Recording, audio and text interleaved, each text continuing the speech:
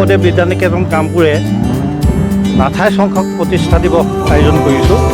1992 চনত এই বিদ্যালয় স্থাপন হৈছিল আৰু আজি 28টা বছৰ গৰকি 29টা বছৰত ভৰি থ'ব। যিটো আশা লৈ আমি নিকেতনখন প্ৰতিষ্ঠা কৰিছোঁ, সেই আশাৰ ফল আমি যেন কিছু পাইছোঁ এনে অনুভৱ হয়। শৈক্ষিক দিশৰ পৰা আৰম্ভ কৰি ল'ৰা ছোৱালীৰ অন্তৰ্নিহিত যি প্ৰতিভা আছে, এই সকলো দিশতে কিছু সংখ্যক আমি সফলতা অৰ্জন কৰিছোঁ এনে মোৰ অনুভৱ হয়।